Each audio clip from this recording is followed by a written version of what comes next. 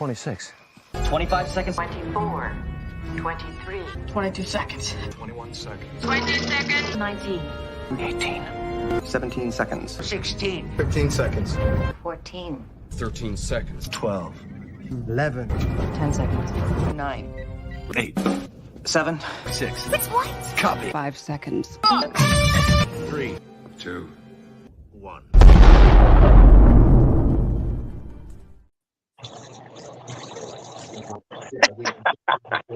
Good evening.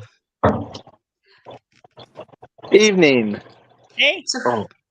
So let's go once again. Who have we got here today? My name is Susan. I'm the event organizer for Subspace Convention in the United States. I see we have Lou here. Lou, where are you from? Birmingham, Alabama. And background from 95 to 99, I was Titan Magazine. First LA liaison when they created Star Trek Monthly magazine, and spent 5 years hanging out on the sets and offices, doing about 500 interviews with cast and crew of TNG, DS9, and First Contact, the movie. And then I wrote the book, The Making of First Contact. These days I do game design with my company, Lazy Wolf Studios.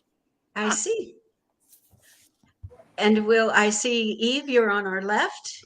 Introduce yourself. You're probably well known. This is my first time, so. I think I've been here since Subspace Chatter started. I'm Lieutenant Commander Eve Zellick. I'm with Starfleet International, which is how I know Dan. Him and I actually belong to the USS Lilith, the same chapter in Starfleet. And I'm with the Starfleet Academy College of Music as well. And I'm in Calgary, Canada, so about an hour and 15 minutes away from the world's Star Trek capital of Vulcan. Excellent. And Ak, we've got you. Is your mic on?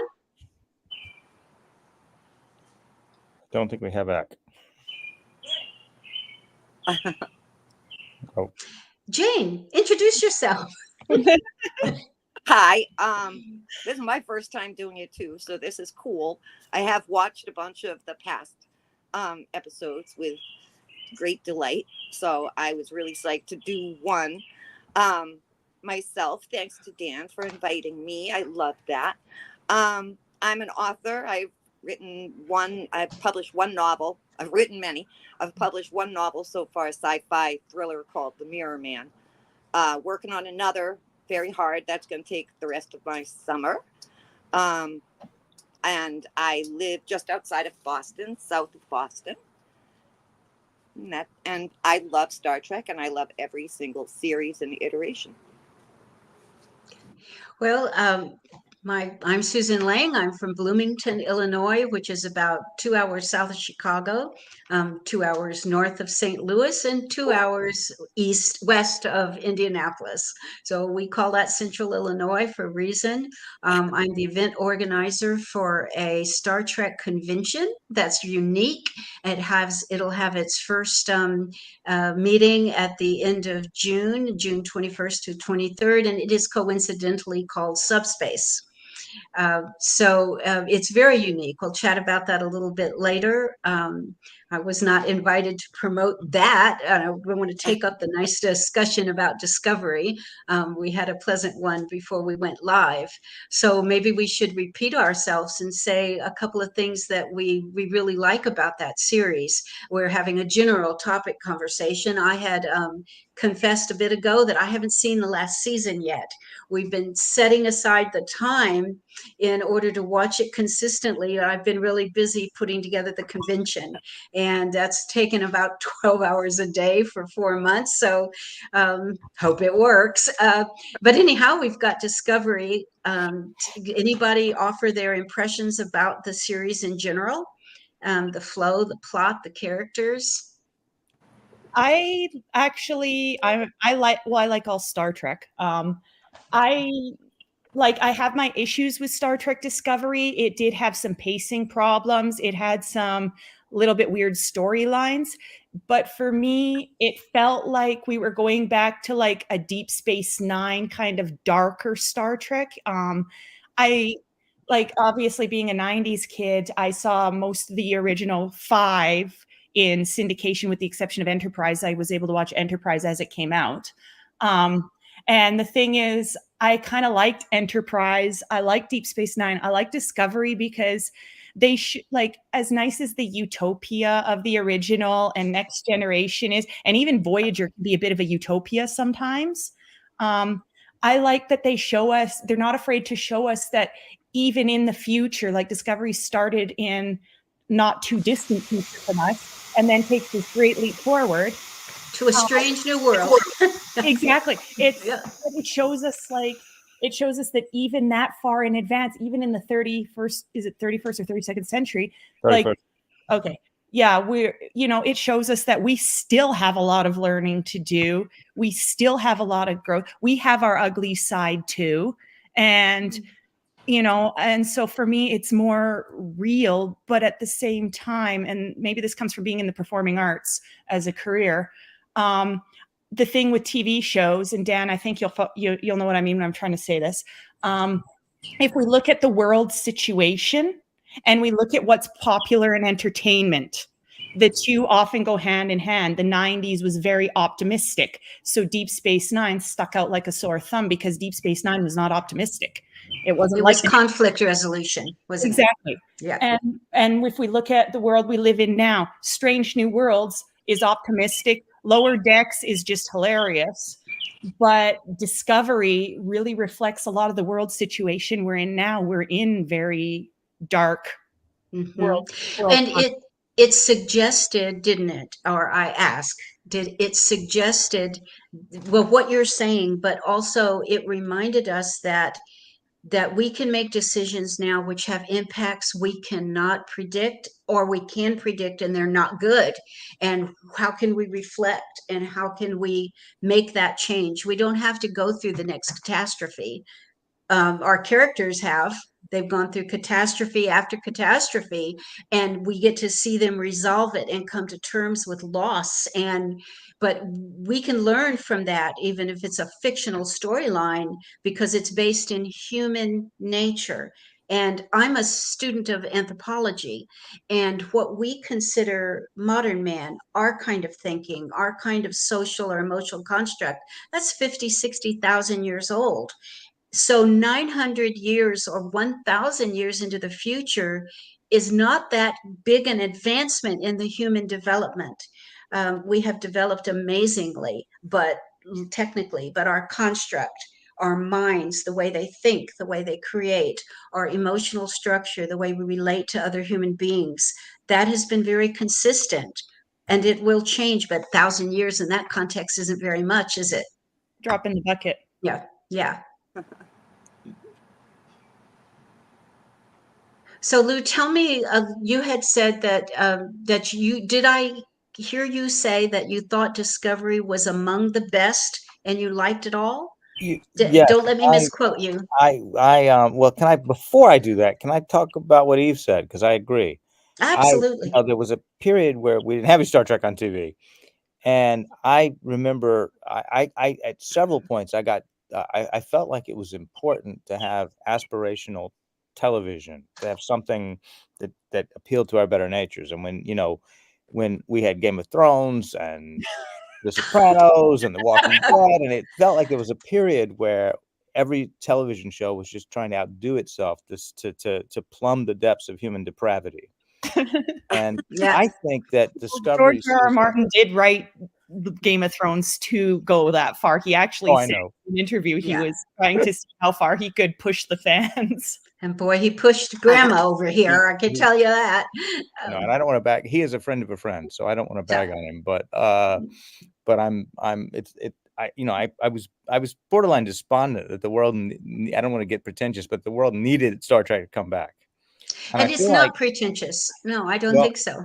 I think that a lot of people bounce off the first season, but I think that the first season with the long sojourn in the mirror universe is literally a conversation with television at the time, and going, what if Star Trek were Game of Thrones? What if Star Trek were dark? What if Star Trek tried to be as depraved as the other shows? And they went through that and came back out, and then Burnham's speech in the rain at the end is a reaffirmation that Star Trek still matters, that these things are not irrelevant or dated. They may be more relevant than they've ever been. And so I think courtesy and dedication and devotion to each other is not archaic. It is survival attributes. And I feel like the whole first season is a dialogue with the television at the time. That's perceptive. Arguing why Star Trek? Why do we need a Star Trek? And the answer is He's pretty violent too. Like I remember seeing something that apparently the reason phasers and stuff like that were used in the original was Gene Roddenberry didn't want a lot of blood or violence. And Discovery, I mean, we got to see like Leland's brains all over somebody's boots. Like they got pretty good. Like the only other show we've had recently that got that gory was when they kill off poor 𝘱𝘵 in Picard. So, and that should have had a warning because I was eating dinner. So I was a journalist in '95 working for Titan magazines, and I covered Star Trek, Voyager, Deep Space Nine. I wrote the book, The Making of Star Trek First Contact. I spent 5 years going down to the offices, sitting on Ira Stephen Bear's couch, talking on the phone with 𝘋𝘪𝘴𝘤𝘰𝷷𝘦𝘳. And I left journalism in '99, and I didn't finish Voyager. I had, at the time, I was working for British magazines, and they needed to know what licenses they might want to pursue. So I had 2 televisions and 3 VCRs, and I had to tape every single show that might be of interest. And then every 2 weeks, I would carry this enormous cardboard box down to UPS or FedEx and ship it to Britain so they could watch everything and determine what licenses to pursue.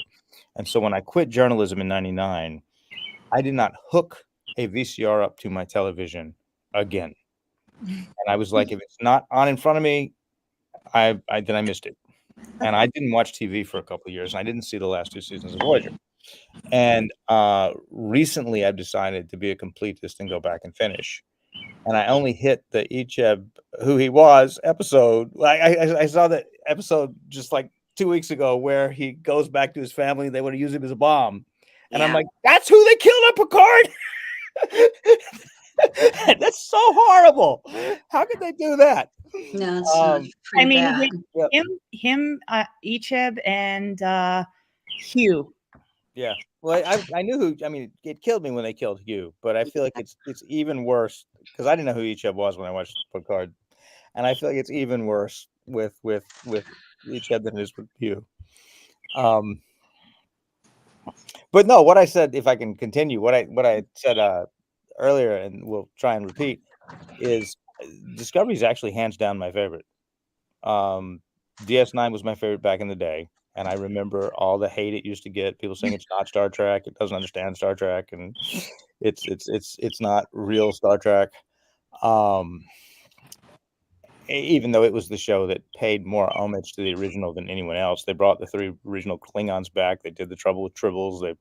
It actually is more connected to the original series than Voyager or TNG.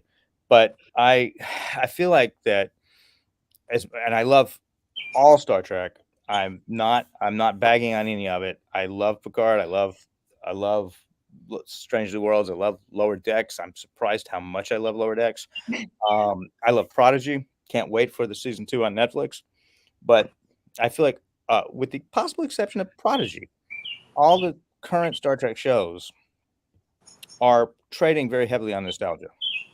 They're doing really, really well, but they're, Strange New Worlds is original series with a budget.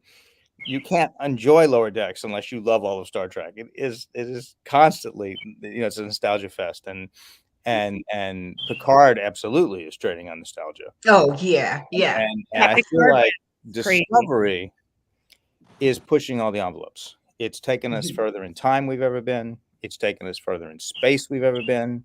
It had one of the strangest aliens we've ever seen, a Type 2 civilization that doesn't rely on Q hand waving, but actually has worked out. The whole linguistic thing they went through to speak to it is some of the best first contact scenarios we've seen. It has the best LGBTQ representation of any Star Trek show. You can have a scene where you've got 2 gay guys, a non-binary and a trans person, all having a conversation about how to rebalance the plasma flow or reinitialize the warp core, and they're not actually talking about their sexuality. They're just there as main characters. Because they're people. They're Right. human Week beings, after and they week. just do their stuff. Yeah, And- I actually love that about Discovery. Like the way that we know Culber and Stamets are a couple is they're brushing their teeth together, and it's just they're like. And I'm gonna throw this one out there because I've gotten in trouble on Star Trek forums for it. But I talked with a few of my friends in the specifically in the trans community about this, who are Star Trek fans. There's that scene where Stamets misgenders Adira. Yeah.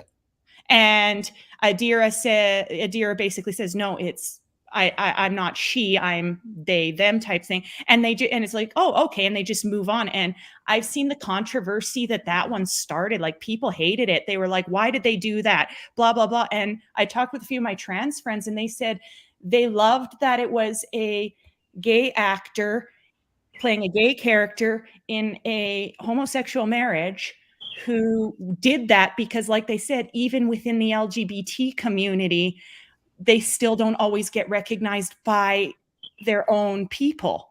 And so I thought that was really well done, because they're like, then we're not just making it look like, you know, people not in the community have the problem, but there's still problems in the community. So they said they actually enjoyed that part. And it wasn't a big deal. And after that, everyone says they. I'm not real, personally, I don't know a lot about the politics of the groups of Star Trek. My personal philosophy is I'm a human being, and so are you. And beyond that, I'm going to get to know you as a person. That's what I care about. If I don't like you, it's going to be because you're a jerk, not because you're whatever your nature is or your gender preference or whether you're trans. And I didn't adopt this philosophy in the last decade. I thought it when I was a young woman, when I'm not now. And because that's what human beings do. They give each other individual dignity. And so I tell my grandchildren, I have a grandchild who, this is my point. I'm still learning the words. You don't know me, but if I screw up your gender, it's not because I don't care about you, I don't respect you. It's just because I'm your grandmother, and for crying out loud, teach me something, because I'm going to care for you as a person. And if it's important to you that you're called in a way or identified in a way, I want to know that. But I would always want to know that. I didn't, but I don't know the names, the titles. So a little thing like that, I had to turn to my husband and say, are there people who don't refer to themselves as he or she? He goes, yeah, they refer to themselves as lots of things. You just have to ask, because I don't know what the hell they are. But that's not, that is not a, that's learning. You have to learn. And like you said, even among your own culture or group, you still have stuff to learn. I have to go with a certain British TV show for this one, Doctor Who, John Barrowman, Captain Jack, how he is basically a pansexual character. And I can't remember which episode it is, but there's an episode where he's asked about like what his preference is or whatever. And he says, well, I'm from the 52nd century. There's aliens and other beings out there, so none of it matters anymore. And I thought that was really interesting, because I mean, in Star Trek, we have that, like Andorians have 4 genders. You know? Yes, yeah. And well, it's that non-gender infinite diversity philosophy that is adaptable. I mean, you have to have it. If you actually could meet people from other worlds, whether we call ourselves he or she or they or whatever, would be laughable, perhaps. It's just you're human beings. Out of 8 billion people, you're going to have an extraordinary amount of diversity. Genetically. Even on Earth, we have species that reproduce by themselves without mates. Finding Nemo always makes me laugh, because clownfish, when the female clownfish dies, whoever the male is that's, kind of the lead of the fish becomes a female, in order to keep the talk alive. So I'm like, if we have it here on Earth, why wouldn't it be out there? And It's not like even I struggle sometimes with remembering friends' pronouns. I struggle sometimes to understand, but I'm like, at the end of the day, I mean, once we go out into space, we're going to encounter probably all of this. We better brace ourselves, because this is how we teach and train ourselves to cooperate as a human species. Because if, like you said, if we get out there, we had better already understand that if you're not me, that's not the definition of what's normal. Because And I gotta say, Discovery did this way better than other Star Trek, because I don't remember the name of the episode. Dan will know, because that guy, Dan's the encyclopedia. Next Generation, there is a race they encounter where everybody is non-gendered, and there's yes, the one character. There's the one who character wants to identify, as female, and to me, that episode, they had the right idea, but completely went about it the wrong way, because they have Riker hook up with the character, and I'm like, really? You had a chance to do something interesting, and you basically turned it into, once again, Riker is a space slut. Like, what would you have had them do, Eve? What might have been your plot line for that character who was seeking to, because she was seeking to identify as a woman from our context, right? Yeah. What would you think? What would you like if you were going to write it up? How would she have gone? What would have been creative? I would have stuck with focusing on the human rights aspect instead of playing up the sexuality aspect, because to me, it felt like it felt like they took the wrong direction there. I mean, I know that episode was probably end of the 80s, beginning of the 90s. So it was innovative in its day. It was, but to me, the second that, like, having Riker as somebody who could help the character explore who they want to be, who they feel they are, who they identify as, and help them with the human rights, or I should say, well, I'm saying human, but the species rights, whatever you want to call it, but human aspect, that to me would have been a phenomenal episode. But it was kind of one of those things that they completely diminished at the end there. They reduced it. But think of the connection then. Let's see, did they make it right in the Enterprise episode? What was the Enterprise episode where there was a species that required, was it Enterprise? It required a third gender for that world to reproduce. And so am I right? It was Enterprise? Yeah, the progenitor. Yeah. And so the person had been, the third person in that world was diminished intellectually in every way. They were used to procreate.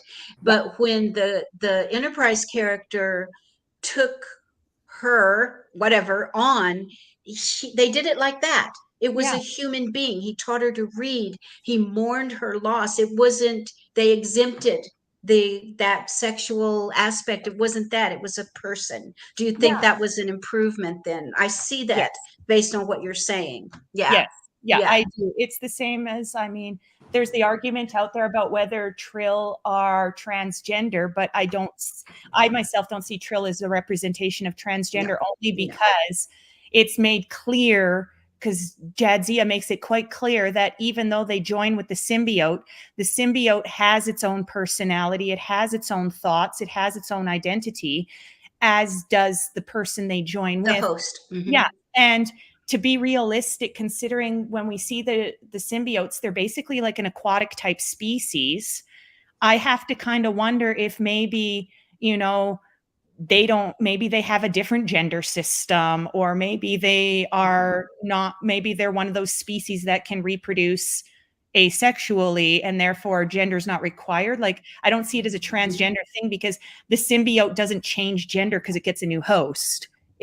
Correct. It is what it is. But don't those creatures, those beings, don't they live and generate in a I'm going to say liquid environment? I don't know if it's water, but right. And so who knows? But the point is that we are all unique in both our intellect, our disposition, our sexuality, and that is just one part of us. That's not what we are. We are not one aspect of ourselves. We're the sum of those things in ourselves. I will And say, that- though, Gray was an excellent Trill. Out of all the Trill we've seen, Gray actually is my favorite Trill up there. Is that right? Yeah. Yeah. Jadzia and Gray are my favorite Trill. Like Gray Trills. really, I think the actor is Ian Alexander.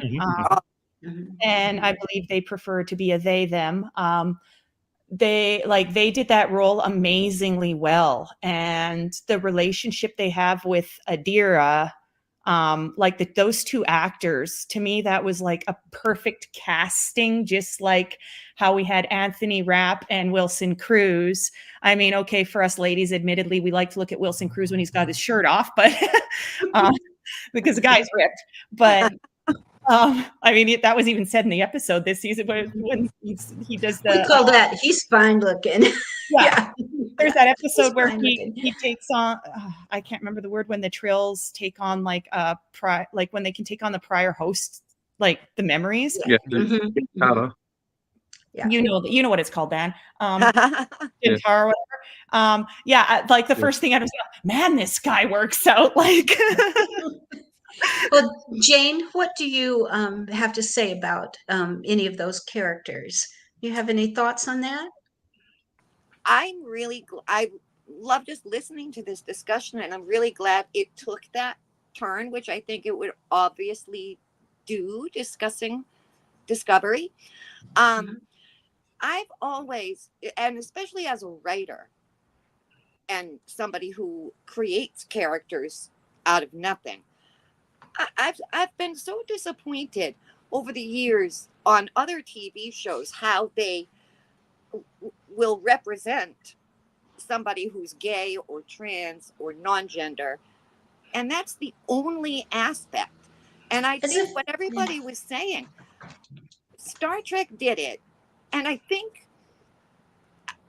when the first episodes of the first season came out, you could kind of tell that it was very deliberate out of the gate to try and do that. And I think they stumbled a little bit, but as soon as you started seeing the characters, which is my favorite aspect of all Star Trek, I love character. And I think when we got a little bit of the backstory and a little bit of the interaction between them, that's when it really took off. And what I loved about it was what somebody else said. They're just talking about, the nacelles, and they're talking, they're just scientists. Another show that really did that well was the remake of Quantum Leap. I don't know if any of you guys have seen that. No, I'm not sure I did. No. I grew up on the original. I can't. And I didn't want to like it, but I'm telling you, it's worth a shot. And I'm just like you. I love the original. I watched, repeats of it a million times. But that's another show that does it well. That does representation well, because representation should just be seamless. They should just be there. Doctor Who screwed that one up. Bill Potts in Doctor Who. To me, it was one of the most annoying. Like, I always hated Donna because I hated her screechy voice. But like Bill Potts, I remember sitting there with a friend and we were watching Doctor Who, and it was like every other line she was reminding us that she was a black lady or that she was lesbian. And it's like, okay, we get that, but who are you? Who are you? Right. Who are you? I love Bill. I don't want to go to a different show, but I love Bill. Good. Yeah. I will say she got a good ending. I like the way they ended her. I love that tie-in, but to me, she got annoying because it was like, okay, we get it, but who are you? Are you more than your label? Yeah. Because we're human beings and we are all, it's perfectly natural. I told you I study anthropology. We are primal. We are wired to assess what we see. When I look at you, or you see something unusual, and we're wired to assess for threat. We're wired we're wired for other things too, but that's one. So when you look over somebody, you're just observing them. Then because we have intellect, we go beyond that. Who are you? I can see what your deal is. So who are you? You're not a threat. I got that. Okay, now who are you? And that is what I find is so interesting, not as a human being and others, but in the Star Trek, if you can get in there and just forget, in a sense, the rank or the alien nature. And that's what 𝘚𝘵 did. Yes. That is because that guy, that's not pretty. That is alien to your mind, to your assessment of threat. And to find the tenderness and the empathy, and that's, I think the character is beautifully drawn and beautifully executed. Yeah. He was my favorite, and his story arc, I think, was my favorite. Yeah, I love I 𝘚𝘵. absolutely loved him. I thought he was so cool looking. For one, Yeah. The guy looks like he's made of rubber too, like the way he does that flowy walk and everything. Oh my God. Walking on the hooves like that. Yeah, he's got those hoop shoes. Yeah. Well, and so natural. I mean, the entire persona, that physical, but he's a what do you call it? Not a, I mean, he did mime, but that's not the word I'm looking for. A contortionist. I mean, all of the characters he played, his body is fluid. I mean, when, you know, I went on the Star Trek cruise this year. Yeah.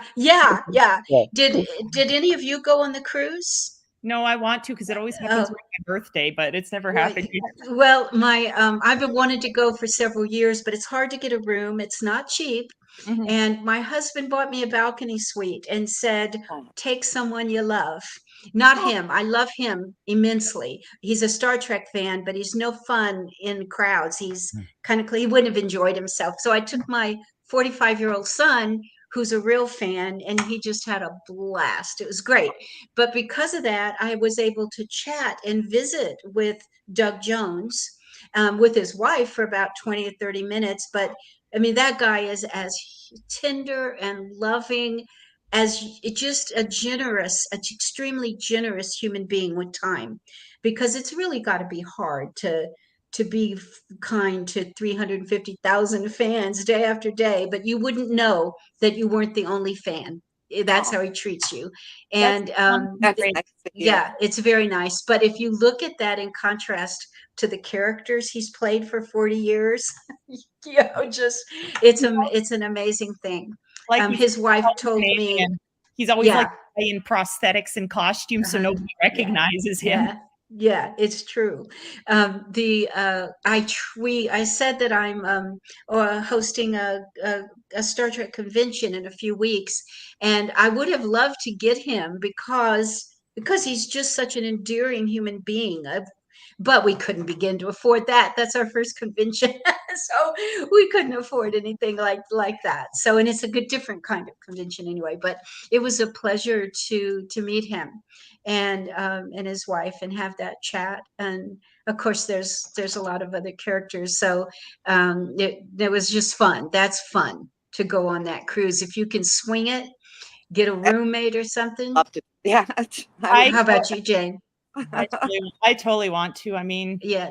Well, I signed up for next year. I've already bought the room. I've got a roommate, and because I'm like, okay, I'm done. I'm in. Yeah. I mean, Discovery, like, I've only met a few actors that have appeared on Discovery. I've met Anson Mount and Ethan Peck, who are also in Strange New Worlds. Because the Calgary Expo was one of the first conventions they did together, if not the first, as Pike and Spock. And that was 2019 when they were when they had first appeared on the show, and we saw the scene where Pike sees his future, like that. And so that they were putting them out there to, I guess, to get a feel for if there would be, you know, enough traction to make a show. And I remember meeting them at Calgary Expo, and they were the second and third Star Trek actors I've ever met in my life. The first was Garrett Wong, and he's a sweetheart. I love it. We call him an adopted Canadian because he spends a lot of time in Canada. So sweet.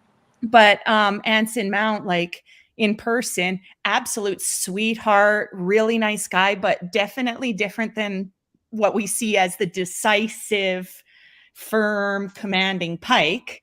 And then Ethan Peck is utterly hilarious. He's the one who's dishing on all the co-stars in the background, and you know, he's totally loving the Spock thing. And I remember he said in a panel, he was like, he said it's very hard to take on an iconic role like Spock that's already been played by two people.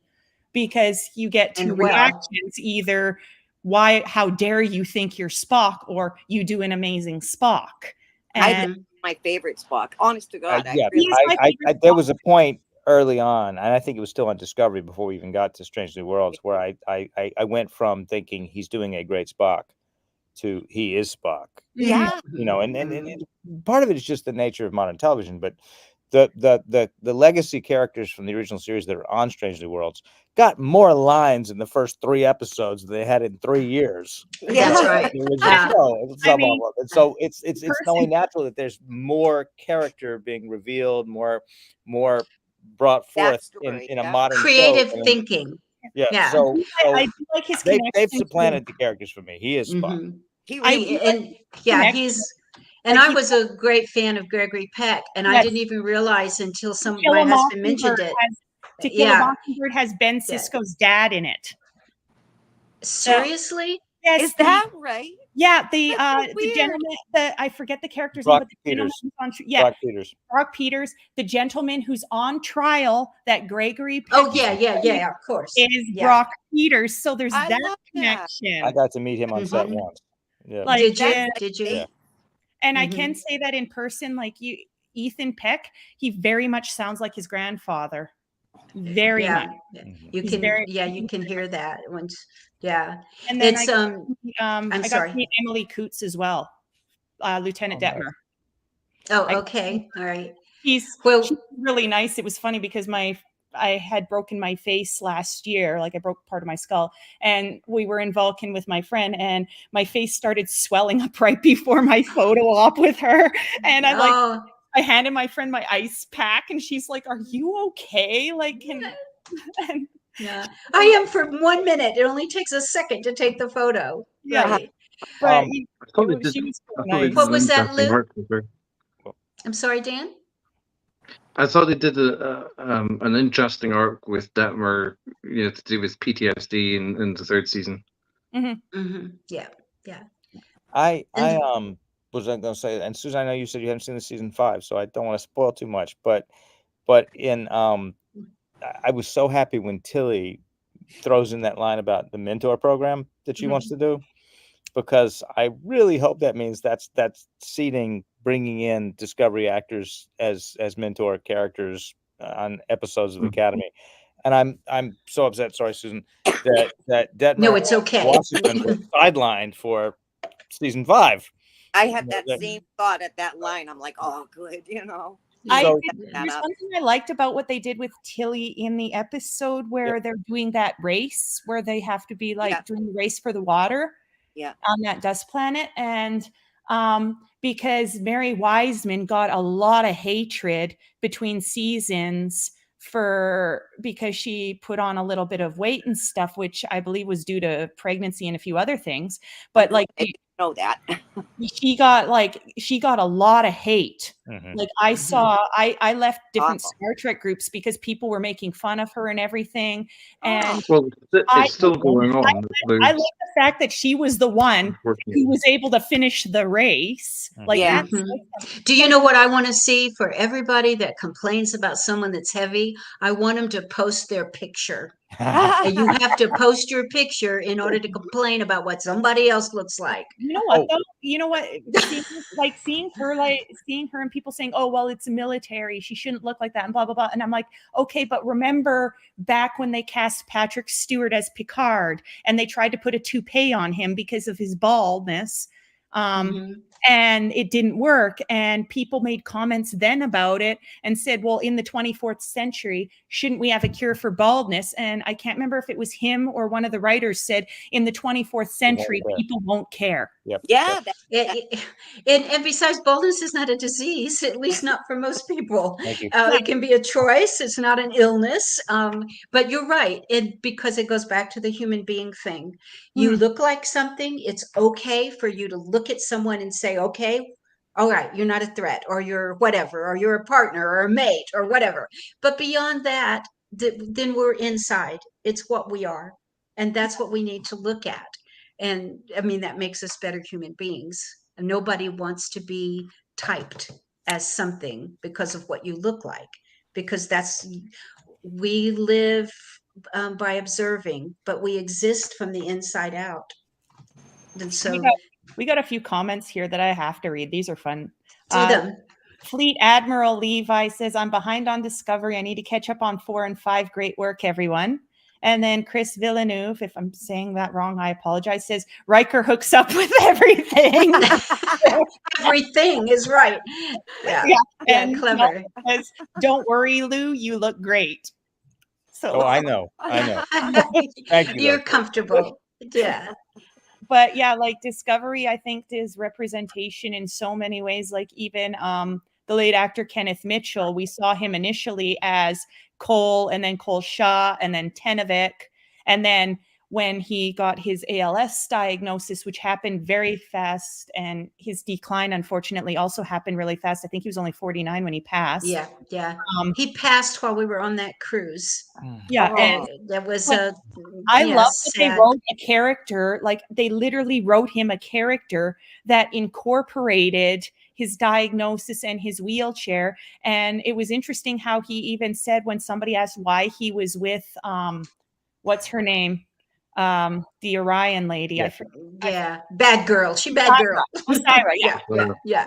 People, and he was asked why he was with somebody like that. And he said, well, she doesn't see me the way everyone else does because people don't see past, you know? And so it was interesting that he was saying that because they're in the 31st century or whatever by then. And to know that that is still something that people are, because I think the last time we had anything similar to that was Melora on Deep Space Nine.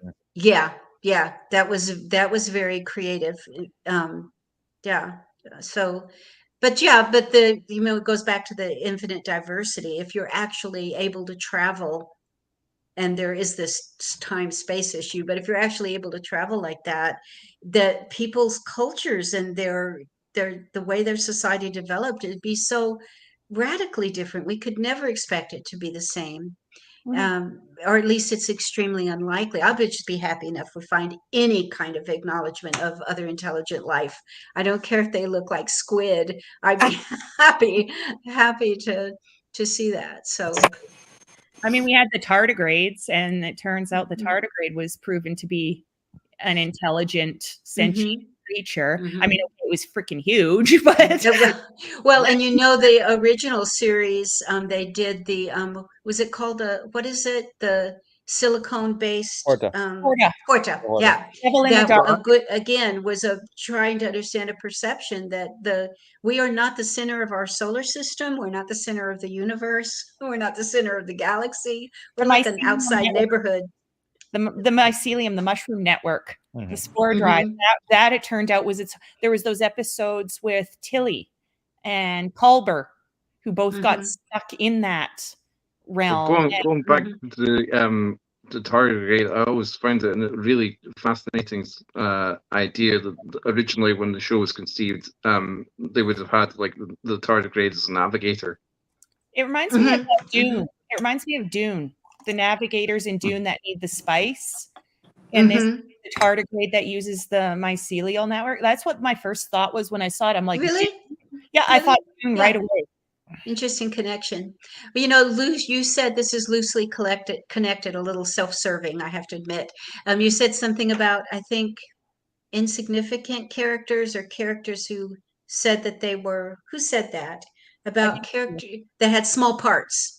Yeah, Lou said that about Emily Coutts-Detmer being sidelined. Oh, I was saying that she and Oshikon are sidelined in 5th season. They I see. Okay, a couple episodes they don't come back, and so I'm just hopeful that when Tilly threw out the breadcrumb about the mentorship program, I hope they make it up, because they didn't know this season was the last season until they were shooting the last 2 episodes. Right. So I hope that when they do, that they can make it up to those actors by bringing them in as guest spots on Academy. I just realized that when I was talking about all the ways that the show pushed the envelope, I forgot to mention the final way, which is narratively. It's the only non-episodic Star Trek. It does season-long arcs like the rest of contemporary television, and I think it reminds me of Japanese television that way, because a lot of Japanese anime shows do that, where it's a whole series. Yep. And each season is its own story. I watch a lot of Korean fantasy shows, and they do that same thing. I think it's hilarious and fun, but that is a very good narrative. I like to follow an arch. I don't mind an arc. I don't mind episodic in stories. Sometimes you just want to be in, get it for the whole hour, the beginning and the end. But those threads create a real devotion, I think, to the series. As for style, I do want to throw this one out. I think certain other series like Picard and Prodigy to an extent have done serialized as well. I will throw this one out. The character that I feel got treated the worst in the show was Ariam, Commander Ariam. Oh yeah, her death was just. It was like we were just getting to know her. We were just learning who she was and why she was in that cybernetic body and everything, and then they killed her off. Story. It could have been a great story. Yeah, I to me think they did that with a few characters. We almost got to know them, and I mean, probably through no fault of their own, because they didn't know it was going to be canceled until you know, much later, in the last season. But I saw that with a bunch of characters. There were times that I would be like watching it, and there were people on the bridge who were just kind of there, you know, and I didn't know enough about them. And that's what I love about Star Trek. I want to know about everybody. I want to be able to anticipate their actions, to anticipate what they're going to feel in a certain situation. And in a lot of Star Treks, after a while, by the 5th season, you can do that. Well, you know that we got to see Breen. Yeah. Yeah. Like, we haven't even discussed the Breen, and I mean, that was. We haven't watched it yet, but that's not your responsibility, I admit. But that was cool. I was trying to. I heard some dialogue about the Breen, and I had to just barely remember who they were, where that came in, and so like I said, it's Jane and I, right? We haven't watched the 5th season yet. Oh no, I watched the whole thing. Oh, you watched it. I haven't watched any of the 5th season yet. It is not your responsibility to protect me. I'm lagging behind here. But for a good reason. I got a weird theory about the Breen at this point. I think I told you about it, Dan, when you and I were talking about the big reveal, because in Deep Space Nine, of course, we never saw them without the helmets and the suits. Somebody asked if anyone ever seen a Breen, and they're like, nobody's ever lived to tell about it. And then we finally see Breen, and there was a line in there that implied that they need the suits to kind of maintain somewhat of their form. So I have to wonder if that's why they sided with the changelings in Deep Space Nine, because maybe they have a thing against solids, or they have something that, you know, like if maybe they're a fluid creature that needs those suits, because we see their faces change too, like not so much with Locke, because Locke obviously has issues, but we see other Breen when they take off their helmet and their face sort of changes. I don't know how to. Perhaps they had just some commonality with I think maybe they might be a little more similar to the founders than they are to us, and maybe that's why they sided with them, because we don't really know much about them other than they killed off a lot of the Kellorans. They killed off they killed a lot of people during the Dominion War, and they immediately, like the first time we see them, they're immediately siding with the Dominion. And it's like, okay, there's not too many species that side with the Dominion. So what's going on there? That's brilliant. That's my headcanon now. I this is the kind of stuff that you make these connections, and it may never be confirmed or denied on the show, but it's too good not to be true. I like I'm not a big fan of Star Trek V, but they go to meet God in the center of the universe. There's that episode of TNG where Barclay gets possessed by the big head people who want to bring you to them to have a conversation. Clearly, the God character in Star Trek V is an outlaw from that society. That's the exact same MO. They grab a starship and bring it to them instead of traveling space. They both appear as giant heads when they talk to you. You know, that's God is an outlaw from their civilization. That's like Trelane.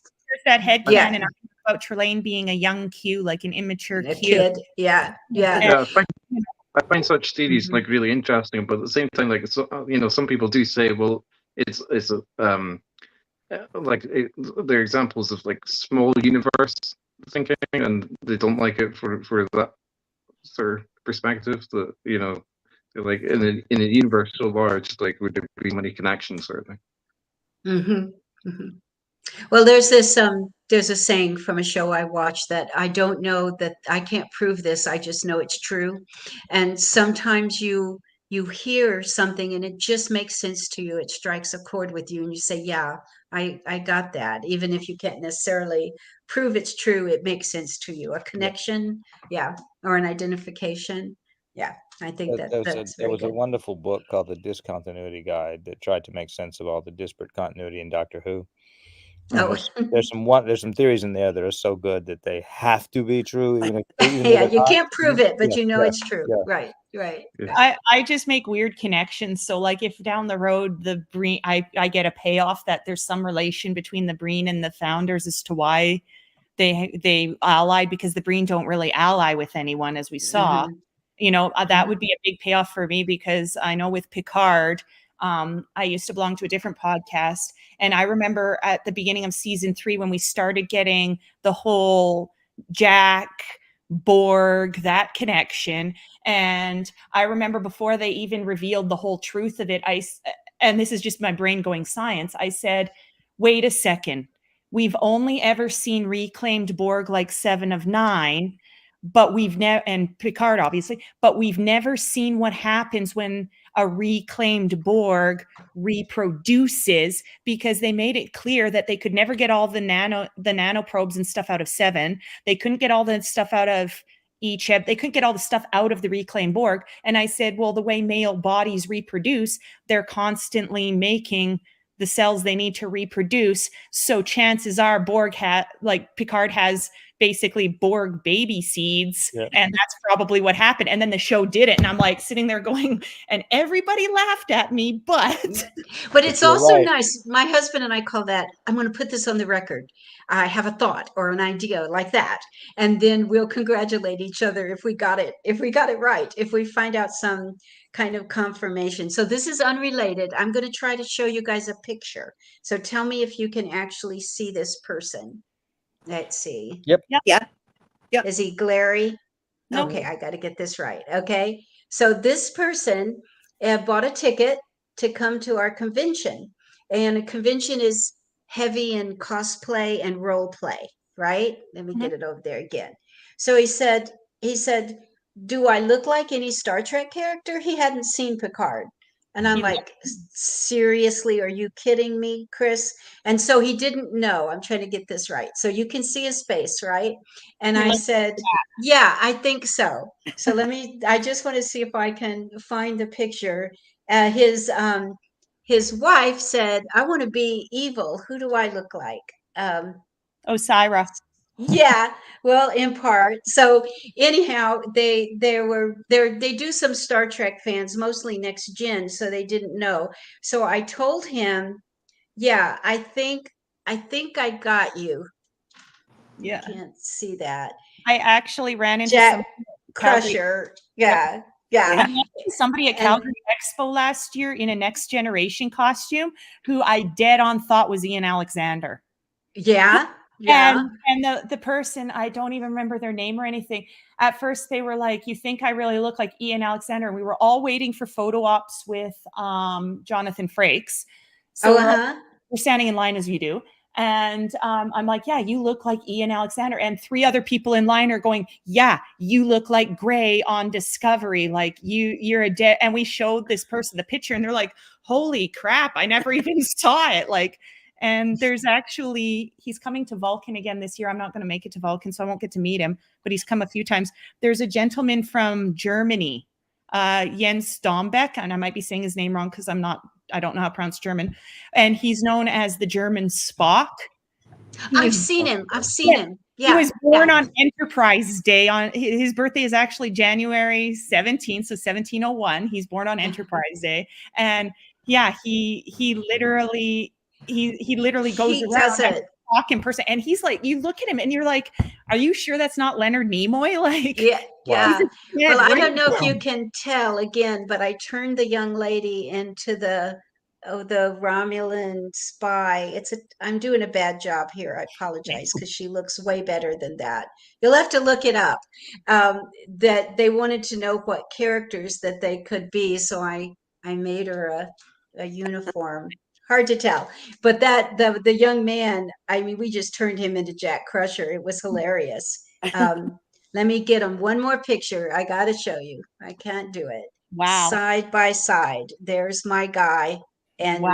And That's and cool. isn't that cool? It's because on the convention Subspace that I've organized, is it okay if I take a minute, Dan, to talk Yeah. about that? No? Okay. I've done a little twist, and I'm really interested in your feedback.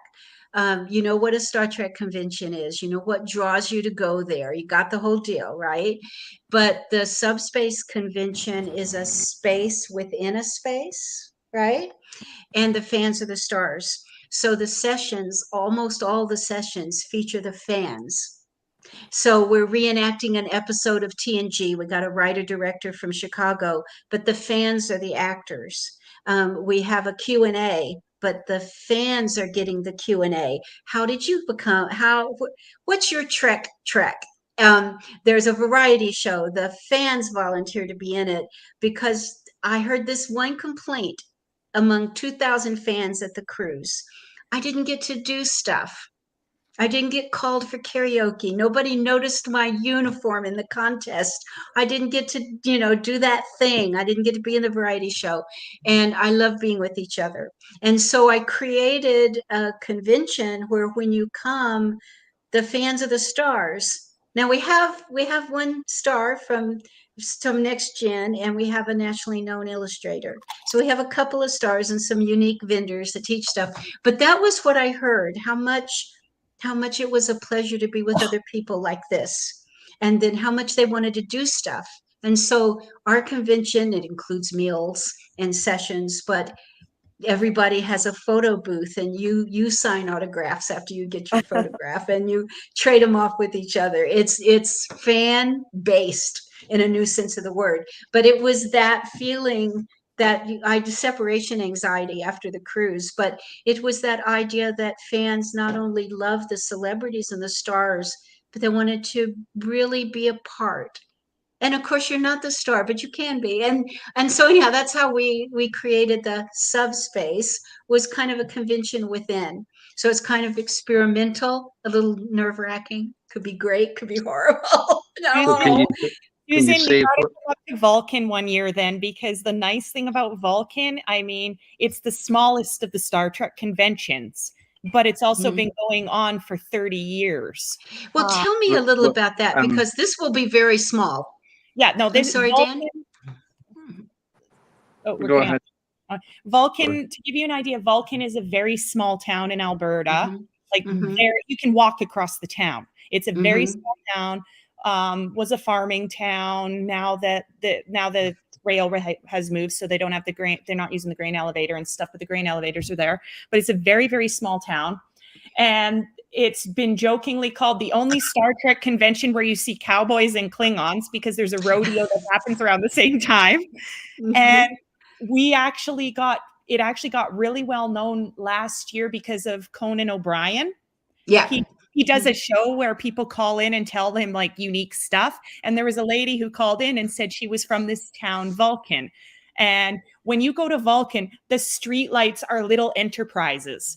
Vulcan actually has, you can Google it, they actually have their own giant starship with its own NCC like registration number and everything that nobody's allowed to use except them.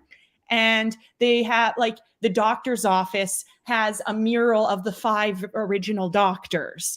Yeah. There's Quarks, which is a junk shop. Like it's a secondhand thrift store that sells all sorts of oddities. It's called Quarks. There's Wolf 359, which is the hardware store. Like everything is Star Trek. The crosswalks have deltas in them. Like everything is Star Trek. And so every July for 3 days, like Friday, Saturday, Sunday, the whole town goes completely Star Trek. And it was Leonard Nimoy himself who advocated for them to become the Star Trek capital, because it was a pure coincidence that when the original series aired, that there was this town called Vulcan. And because they were looking at new ways of bringing in tourism because the farming and everything was kind of dying down. So that's what they went with. And Leonard Nimoy himself, he campaigned for it. They actually, when he passed away, they had a second funeral there for him. There's a bust of him in the town square with the hand, and everybody tries to measure their hand. And I can tell you, I got a picture. His hand is huge. Like you try to measure. Yeah. So I wondered if perhaps like- even Susan can like say the details of when the conventions are, and in Susan's case where the convention is. Well, I'm happy, of course, to share that. As I said, I live in Bloomington, Illinois, and it's just in the central part of the state. So a couple hours from Chicago. We have a nice little airport, but you have to fly through Chicago or Denver or Atlanta to get to it, but just one stop and you can. But this was understood to be a regional or a local event. But it's July 21st through the 23rd, just a little over 3 weeks away. Our our evening reception, we start at 6:30 on Friday evening. It's first contact. All of the meals are themed. The meals are included. And so the first reception is dancing, karaoke, but we're having, Cochrane's favorite food. We're having Vulcan drinks. Well, the bar is serving Star Trek drinks. I've given them all the recipes. And then we start with sessions. Sounds does it? Yeah, Now we have cocktails with the celebrities on Friday night. Yeah. Well, we're very small. We have one acting celebrity. Do you guys know Tracy Coco? She was Lieutenant J and plus Lieutenant J. She's been like in she's coming. And then we have a national illustrator. We've done who's done some really good comic stuff, Ninja Turtles, Thundercats. So he's really extraordinary. And he's done a one of a kind. I commissioned it. He's done a 18 by 20 original acrylic painting of Tracy as Borg, because she was in about 100 other episodes rather than TNG in Alien. And so we've done a portrait of her. We're going to do an auction in the afternoon, but there's sessions all day and the fans are dominant in the sessions. She'll be doing one. And we're selling, pardon? What dates will it be on? The 21st through the 23rd of June. It's tickets are you can buy online tickets because it's going to be live, so you can come in or out of any session you want to watch. The online tickets are $25 and they really do help first time convention. Nobody's making any money or salaries here. And then there's regular tickets. You can buy an inclusive ticket, so it's everything, autographs, food, and then there's a ticket where you get to choose if you want to buy an autograph or a photograph, and it still includes all the meals. And we're online, subspacest.net. That's the website. Yeah, it sounds so much like Vulcan, because Vulcan we only get a couple of celebrities, like we only ever get a couple of them at a time in Vulcan, but we have had some of the big names show up too. I mean, Leonard Nimoy made more than one trek there. Yeah. When's Vulcan got the Volcon convention? You said in July? It's in July. I believe it's the third. It's usually the third week, the Friday, Saturday, Sunday. The Friday, everybody just kind of rolls into town. We all go to the Trek Center and pick up our tickets, look at the memorabilia, take picture. We have one of the original captain's chairs there, which has all the signatures. They rotate the exhibits in the museum part. Last year it was Women in Space to honor Nichelle Nichols' passing. So we had a whole thing with women in space, and I share a birthday with the first female astronaut in space. So for me, that was kind of cool. And they've got memorabilia there that is directly from the show. Like you can see Neelix's nose in a case. Oh my goodness. We lost the Trek Museum. We used to have a beautiful Trek Museum there, but the gentleman and his husband who ran it, they started running into financial difficulty, and then COVID shut everything down. So they kind of lost the museum. I have one piece of the collection that was gifted to me by a friend. I have a producer chair back from Voyager with the entire cast signature. But yeah, we go in there and they set up this whole patio and everything, and you have cocktails and drink with the stars. Like, it's very informal. You can go up to them, you can talk to them, you can interact. And then the Saturday is like the big day with panels. And again, the panels are very intimate, like, and everybody gets a chance. Like, I got Bruce Horak singing Twinkle, Twinkle, Little Star. So, I mean, very good. Yeah. And there's tons of cosplay. Like, there's a cosplay contest, a big parade through the town. It's that closeness, that intimacy that makes it appealing, isn't it? Yeah. One of the things we got, and you talk about original, is we've got, like I said, I'm going to do the phone thing. It's horrible. I can't get my camera right anyway. That's a miserable example of it. So I'm not doing that again. It's Tracy and the Borg. This is the paint. You'll have to go on my website, go on to my Facebook page, Subspace Midwest Convention. But one thing we got that was pretty extraordinary, it's no Leonard Nimoy, but there's a lot of Star Trek plates, right? Yep. One of the artists that does a series of plates, I think he has about 12. His name is 𝘚𝘵 and he's done some really nice pieces. He's done Captain Tiberius Kirk. It's called Kirk, but it's got the crew on it and the ship. And then he's done the Next Generation crew and that ship, right? And he did that 30 years ago. Beautiful paintings, right? They've been in his studio for 30 years. Wow. Untouched, not in anybody else's hands. And he handed them to me 2 weeks ago. And we'll be auctioning off the original paintings. There's no copies. The plates were made from them, but these are the original pieces and they're stunning. So we have a new piece of art we've commissioned, and we have these 30-year-old pristine pieces that we'll be auctioning off to the live audience and the local in-person audience Saturday afternoon. Really one of a kind. But I'm interested in what you're describing in Vulcan. Obviously I am, because this is our first time. It's small, and we hope to achieve that same kind of a family atmosphere, as it were. We do have a tradition, though, we do have a tradition in Vulcan that scares a lot of people, though. What is it? So we have an entire battalion of Klingons, the Klingon Assault Group, up there north of me in Edmonton, Carbon, Drumheller. Drumheller being the dinosaur town, but we have a whole battalion of Klingons, and they come as everything from modern Klingons to original series Klingon, like you see all variety of Klingon outfits, and they have something called the Throne of 𝘋𝑪 challenge. Okay, that can't be good. Dan knows this one because I remember the look on Dan's face when I told him this one. So they have, and last year, because I've actually been waiting to find out like when the conversation is going to go back to Discovery, but unfortunately, I'll throw this one out. Relevant to Discovery, so I'm not doing a good job of moderating. I apologize. I'm going to throw this one out just because it's funny. And you know this one, Ed. So the Throne of 𝘋𝑪 challenge, they bring a toilet that has never been used as a toilet. It's perfectly clean. It's in a box all year. They bring a toilet and they set it up, and they take remnants of the different kinds of alcohol and they pour it in like some kind of grog, and then they all take a drink. They scoop it in their cups and they have a toast to 𝘋𝑪.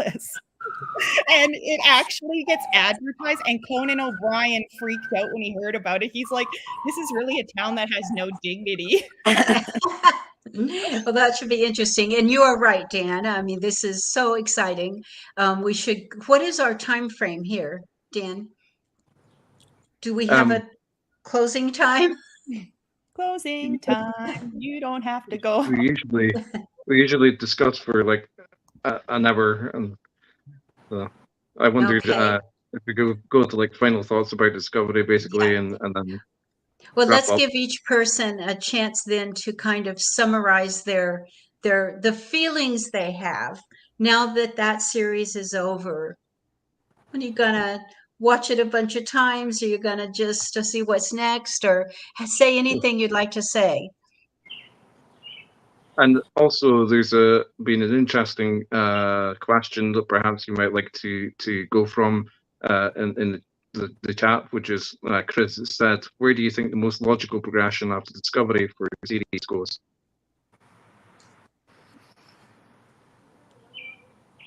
Someone going to start? I don't have a thought.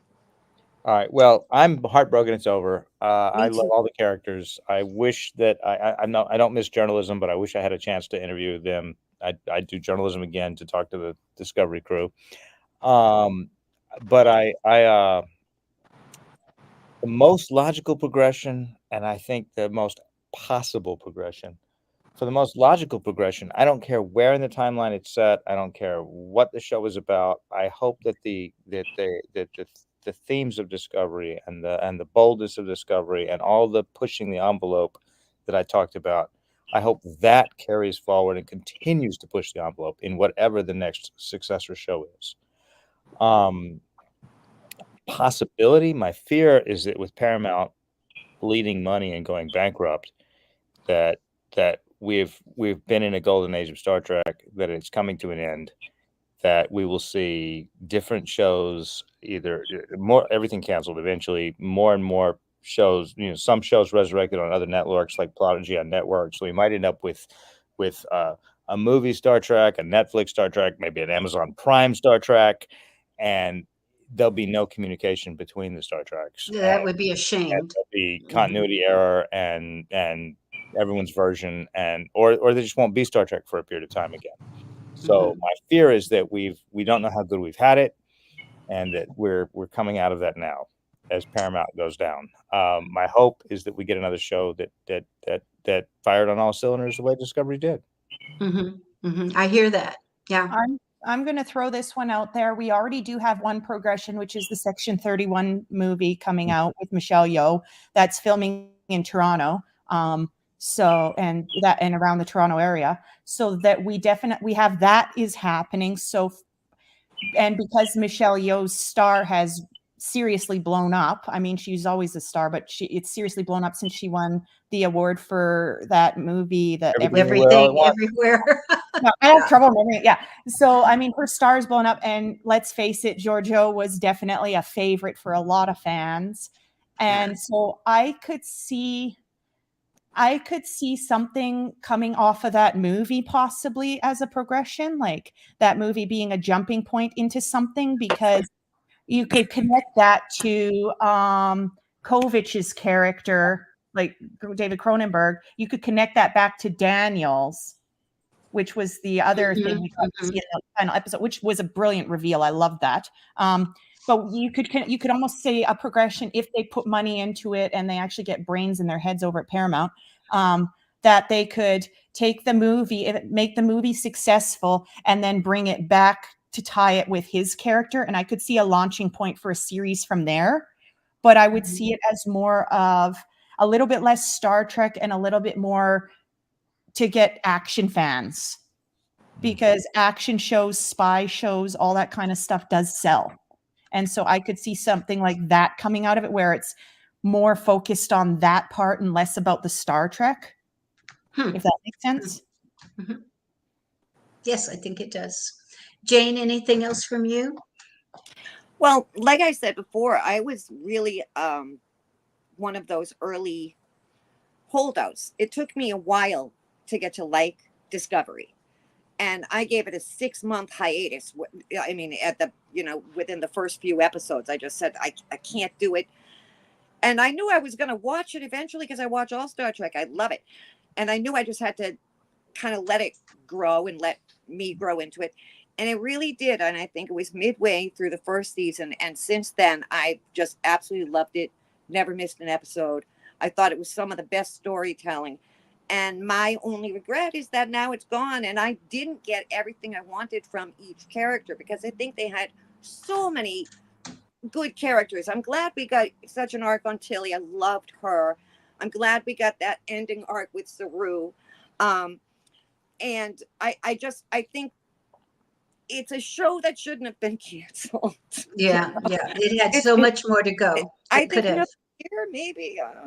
And it did tie the Kelvin and Prime timelines too. It did, and I had to kind of go and study that, because but I think it did after I did, kind of get more involved in that. Yeah. Like what about you, Lou? Deep Space Nine wasn't real Star Trek, and now some people say Discovery. It's more connected to the history of Star Trek than any other contemporary Star Trek. Especially the fifth, especially the last season. Oh my God, Well, all of it. I think I do like talent. the last episode gave up the TNG link with the progenitors. I'm glad they gave up that to tie it to Enterprise, because to me, Enterprise had such a bad finale. Oh, the worst. Yeah. So So I like that they kind of gave Enterprise at least like they threw Enterprise a bone, essentially. I like Yeah. Which they Yeah, well, needed that's to. good. Somebody had to. Somebody had to. Yeah. And I think one good thing about Discovery, or thing it can teach the Star Trek audience, is to open its mind, to enjoy the It's the idea of exploration. That means really new stuff. And you can appreciate the foundation and the context, but you don't want to limit yourself. Well, that's not good because it's not like this. This is good because it's bright and it's intelligent and it's creative, and move forward. Like the old, embrace the new. That, I think that's a good exhortation, to just open your mind, because that's what exploration is. What in the world are you going to find today? Yeah. I'm getting super villain vibes off Lou right now. He's making me think of all the Bond villains with their like You're petting your dog. I know it's a dog, but it's just This like is Princess. She's been very patient, but I need to go play with her in a minute. Okay. Well, what do we do, Dan? Do we bring the conversation to a close? What do you do as a rule? Yeah. Do you want to finish off, Ian? Oh, you want me to give the send off? Yeah. Okay, so thank you for everybody who's participated today. Thank you to Susan for stepping up to host, for our fearless leader, Dan, who's the mastermind behind this and warpfactortrek.com. If you like the show, hit the like, hit the subscribe. We're just a bunch of friends around the world that do this for fun. So, the likes and everything helps us out. And if you got questions, definitely send them to us. We're usually here most Saturdays, but of course we do have jobs and things too. So what is the next episode going to be? Are we doing one next week, Dan, or are we on hiatus for a bit till the next Star Trek? Yeah, we'll be speaking a bit about the original series. Okay, so we're going to circle back to the original. Yeah, that'll be fun. Yeah. And definitely check out our old videos too. I mean, we've got interviews there with a lot of different Star Trek personalities and stuff like that. So yes, I'll look at a few. And go to subspacest.net, buy an online ticket if you're not in driving distance, and see how we pull it off. Thank you, and live long and prosper. Live long and prosper. Thank you for having me on. Thank you. Thank you very much for letting me in.